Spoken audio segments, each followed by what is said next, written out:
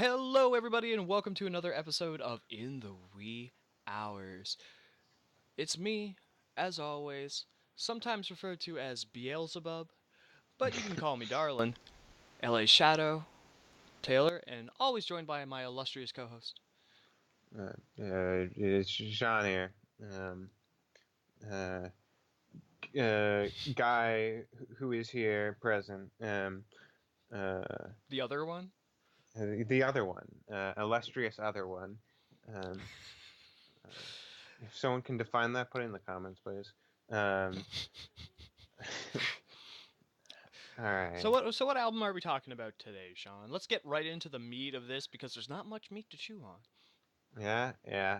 This the meat we're feasting on to continue this metaphor is "Life Changes" by Thomas Rhett, a country pop album. Uh, uh, We will get to the definition of country pop in our overall impressions because I have a new term that I think fits this genre of music much better. yeah. Yeah, and it's not even that insulting, which I'm very proud of. What is it? We'll get to it at the end. Leave it in Oh, suspense. okay. So we're gonna Um, jump right in, cause I think both of us are very blah on the album. yeah, yeah. I would say "blah" describes what I'm feeling quite well. Um, First yeah. song, Sean, "Craving You."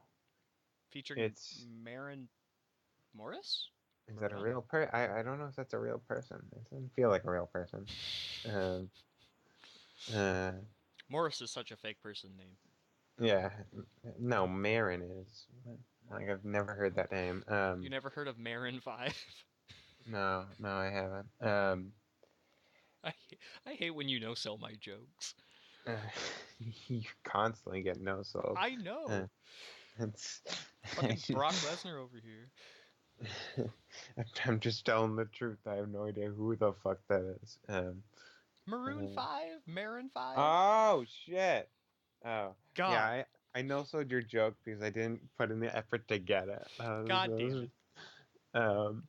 All right. Craving You. It is a song by a country pop artist. Um, My uh, first line of notes is cue the 80s synth throwback, which is apparently country now. oh, I think if there's one thing to say about this album that isn't an insult, is that it doesn't really like it just plays around with whatever the hell it wants to sometimes. But Like just randomly throws something in. see, Um, I hear a lot of pop country nowadays, which, once again, the reviled term will be no more soon. My people will rise up. Anyway, like, the synth in country bugs the shit out of me. yeah. It's one of the most uncountry instruments. uh, What's wrong with a steel guitar, a violin, a bass, a banjo, anything like that? I never was like, you know who would make a great country singer? Fucking a flock of seagulls. uh, uh, um, it's just the synth is whatever. It just sounds like a song that came straight out of nowadays. Like it's just this is something that came out in 2017. Well, and yeah, and this and pop music right now is very much influenced by the 1980s. Yeah, and And which is weird because like they're very much basing it off new wave and synth, which was popular, but it was never like super big. Like it never like toppled I guess some songs did, but it was never like a very big lasting thing because it would like disappeared for about 20 years in the mainstream. I think part of it has to do like is that we're getting to the point where where Over. we we're referencing back to other decades. So Oh, we've been doing that for a long time though, right? like it moved on to the 90s, I think Oh, recently I can't wait. with all the pop punk bands coming back. Excuse you. Pop punk Yeah. was the aughts. But it was also the Nah, 90s. 90s was grunge, brah, and industrial, and new metal. Tell me, show, let me look at the fucking Offspring. Come on now. The Offspring weren't pop punk. Yeah, they were. No, They're they super. weren't. Let's see. My friends got Punk a... rock, pop punk, skate punk, alternative rock. See, I'd say they were more skate punk than pop. My They friends they gotta go to me to they were if they weren't exactly pop punk, they very much inspired lots of it. Oh Uh, yeah, that's fair to say. I'll give you that. But yeah. let's actually let's actually stay on topic until we actually. It's gonna be hard this week. I know. It's gonna be real hard. Mhm. I have the It's, chorus of this song is very generic and plain. um, yeah. I You like that cigarette? You the shot 100 proof? Um, uh, the way It's your so bad. body moves. It's so Just bad.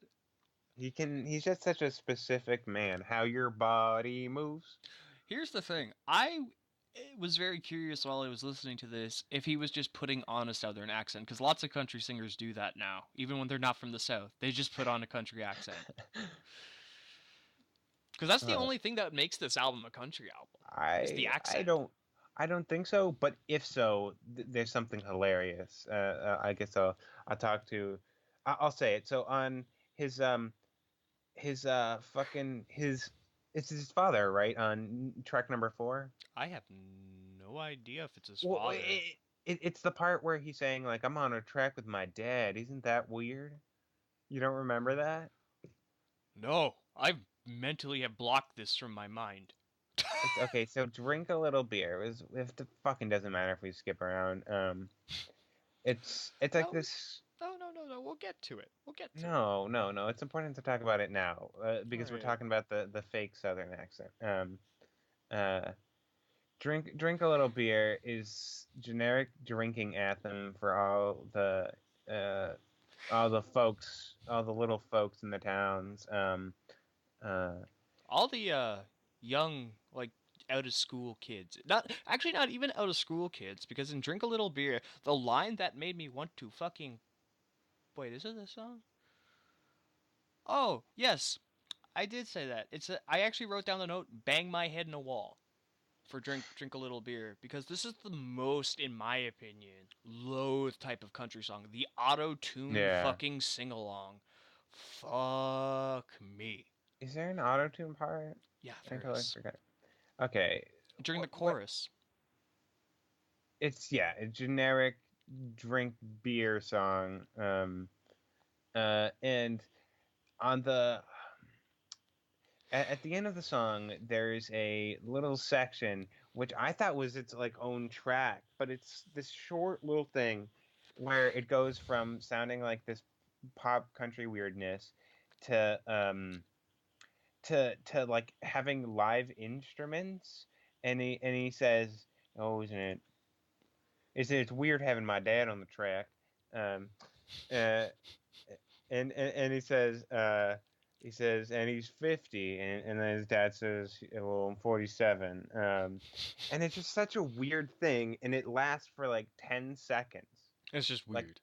yeah, it's weird, and it felt like it was gonna be its entire own track, and it maybe not a, I don't know if it's exactly a welcome change of pace, but it's a change of pace. That's fair. And it ends, and it's like if they were faking those accents, then his father fakes his accent too. That'd be so weird. That'd be amazing though. Yeah, that'd be hilarious. Like they've handed it down. We put on this fake accent. We're We might be from the north, but we talk like we're from the south. yeah, the north. Yeah, yeah. It is absolutely atrocious. Let's Uh, I only have one more note for Craving You. One. So, yeah. Okay. not quite sure why Maren Morris gets a feature on this track, because all she's doing is being a backup singer. She has no verse on her own. Well, I think she's getting a featured credit because But I could barely hear her. she's only on a certain part. Oh well, she's actually like she's not quiet. She's Well, like she's not. No, she's not quiet, but like Rhett's voice very much is the focus. But I did write down this song probably would have been better if she was the lead singer. Yeah, Yeah. probably. Um, Her voice sounded like, from what I could hear of it, it was nice. It didn't sound terrible. chick country is kind of dead. It feels like. Um, Well, actual chick country, yes, I would agree yeah, with yeah. you. Um, like even fake chick country doesn't seem to be that big. Yeah, well, Taylor Swift abandoned it, right? She's pretty much a pop singer now. So, Yeah. well, she always was, but now she has the snatch to say it. Oh, that was vulgar of me. Oh fuck. Um, all right, Maren Morris. Well, it's like I'm pretty sure she has her own album, like country album. So so she has to get the credit, and she's not like in the title of the song, like how on a rap song they'd be in parentheses. Featuring whatever. Yeah, yeah. Not in parentheses. Is that parentheses? That Well, is yeah, parentheses, it is isn't it? parentheses. Yeah, Yeah, yeah. Um. featuring little Uzi Vert. Oh no. Um. Uh. I'm happy I'm exposing you to the good and the bad. Like I you, feel similar. Yes. yeah, yeah. Because little Uzi Vert is fucking garbage, and now you know it. Yeah. He's kind of a meme. Uh, Oh, dude, I actually saw what he actually looks like, and I was like, man, Little Wayne's so like bad. 10 years younger. Yeah, the Little Wayne looks younger than him. That's weird. But it's because I think it has a lot to do with the way they treat their bodies or like wash themselves. I wouldn't go that far. Not probably not wash themselves. I think it's just the aesthetic they have. Yeah, which is kind of like be disgusting. Well, I don't think Little Wayne's disgusting. I do. I Fair. don't think but he's not trying to look disgusting. Like I think he looks clean some of the time. Um, Well, no, uh, no, like what I wanted to point out, like when he does look dirty, it's usually for like a music video. Like when you see him out on like a carpet or something or at an award show, he looks fine, yeah, right? but I think the thing about Uzi Vert is that he just like wants to look gross because that's the style nowadays. Like, I was very surprised to see a nose ring. yeah, well, no, well, I think nowadays, like, if you actually take a look at a lot of these mumble rappers and stuff like that, Oh, a lot of them have piercings and stuff. Yeah, but it's yeah, so weird to see because the only piercing that was big when I listened to rap was earrings, right? yeah. Well, Maybe an eyebrow ring. Tupac had a nose ring, didn't Did he? he? Yeah, let me Oh, but see. no, but he had it on the side, didn't he? It wasn't in the middle of his nose. He didn't Oh have the bull no, nose. That's what Uzi Vert has. He has the middle pierced. I think Uzi Vert at different times has had different piercings too. Um, Anyway, before this thing goes another 2.5 hours, let's plow through this piece of shit, and we can talk. We can ramble after. yeah, Unforgettable is the next track. Do you have any recollection of this song? Because there's one line that it is stuck out. forgettable. Fuck Coldplay. Unforgettable is the most forgettable. Yeah, I have the music is boring and repetitive, and actually quoted a line from the song. That Coldplay song you were singing. I was like, oh, why would you reference a band that's fucking like one of the most forgettable bands? well, Col- I like think I've never understood the fascination with Coldplay, ever. to me he sounds like he's like a rich country boy. This Thomas Rhett, who's But they like all sound like that now. yeah, yeah. Well, it's like in terms of lifestyle, like that he's this like country boy, and so he doesn't really give a shit about music taste. Like he doesn't actually listen to good music, so it's just like Coldplay is like the fucking Who's a band people would know? yeah. What's a band people would know? People know Coldplay. Can we get a feature from Coldplay on this album? Can we get a YouTube feature? Kendrick Lamar is a YouTube feature. Uh, Minus which 10 is stars. it's the YouTube feature he has is actually pretty good. I don't Um, like YouTube. yeah, you don't have to like YouTube. It's a very weird feature. Is Um, it is it the Edge? Because I like the Edge. oh, in the song it's like slowed down and like manipulated. Oh, okay. Uh, uh, and so they mess with it like in production. and it's pretty good. Fuck. Get back on topic. Unforgettable, the most forgettable. Yeah, Uh, that's it for that. And for people who like it when we go into the lyrics and stuff, there's nothing here to talk about. There's not. Like that line I told you about Coldplay, that's probably the best fucking line in the song, and it made me go, ugh. made me go. Ooh. Um, Yeah, not even in the good way. there's like see the thing about this album is that he paints his character as an artist. He paints himself as like the nicest boy you'll ever meet, but also the rowdiest guy you'll ever meet. At the same time, like, God and damn. there is some psychology on the album I caught, but it wasn't like intentional. I don't think. Um, like, there's some songs that I almost consider sad just because it's It's on this it's album. yeah. Well, that that I don't think he's like understanding a situation, or he's not correlating information, right? We'll get to that. Um, Now it's time for 16, trying to find our way. Got a new job, gonna start at the mall today. That's for all gonna the people who remember that TV show. oh, is that It was a the Canadian cartoon. one? Yeah, Yeah, I saw that. it was a good. Uh, It was a good show. it was a good show. I like watching it. It was a sitcom, but it was decent. It was actually like a cartoon that was for like teens, like for the 14 to 15 to 16-year-old demographic, which was interesting. Which seems like it doesn't fucking exist. It doesn't. Like well, I think that it does exist. Like I think teens like fucking cartoons, especially if they start making cartoons for teens. You know? Well, that's what I mean. I just don't think at the time there was a lot of that. Yeah, yeah, and Because like people can say The Simpsons, but The Simpsons was never for like The Simpsons was always supposed to be for adults. yeah, yeah, yeah. Same I as see. South Park, Rick and Morty. Yeah, so like the thing is that it's like talking about extremes, right? Like like the not talking about extremes, but it is extremes. Like here's it's either for babies or it's for adults, and there's not a lot of in between, which is why like teens and younger older Gravitate more kids, yeah. towards the adult side of the media. Yeah, even though that's probably like there's probably better stuff they could be like there could be better things being made for them. Yeah, Um, which is weird. I guess the once again we're getting off topic. yeah. But 16. My first note is we have our finger snap acoustic guitar jam. Yeah. I'm snapping. This Yeah. song I was convinced while listening to this he plagiarized the song Follow Me.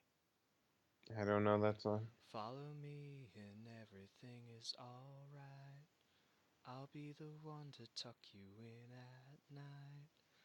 Oh, I know that one. Yeah, this song musically sounds fucking almost I did like even down to the where the snaps are sounds very similar. I don't think he did that on purpose. I I feel like it's just here's how you make a country song that sounds like a little bit like it should be happening at nighttime, Around a like fire.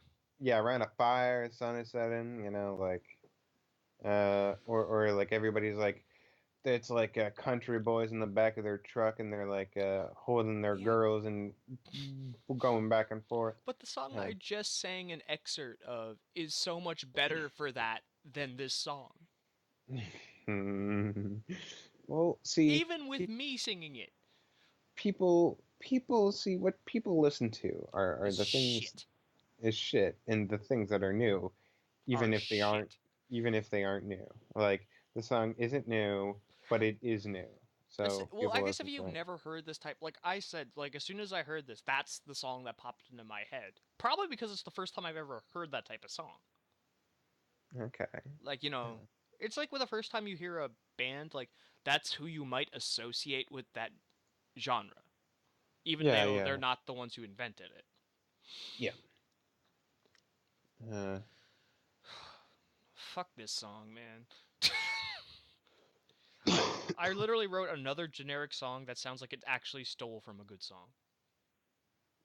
16, yeah. We already talked about drink a little beer.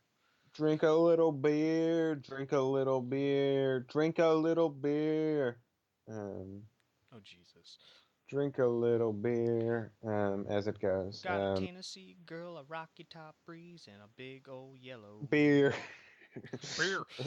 A big old beer and a Tennessee beer and a beer tonight.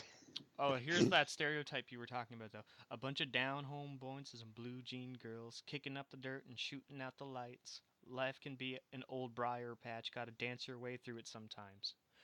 Boo! All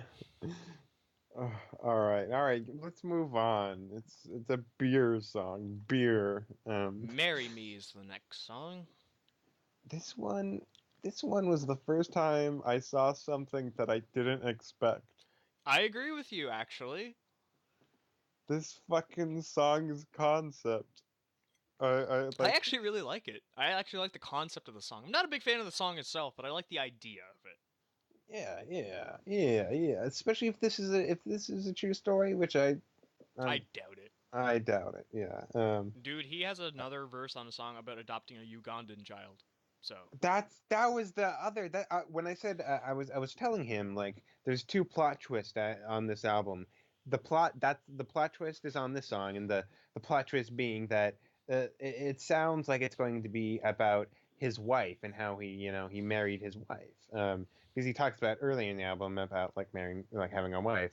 Um, uh, but it's called "Marry Me," but I don't know why it's called "Marry Me." because well, it's called "Marry Me" because he wishes it was him who was getting married. He's pretty much giving away, like the girl he loves to another man because she doesn't love him that way.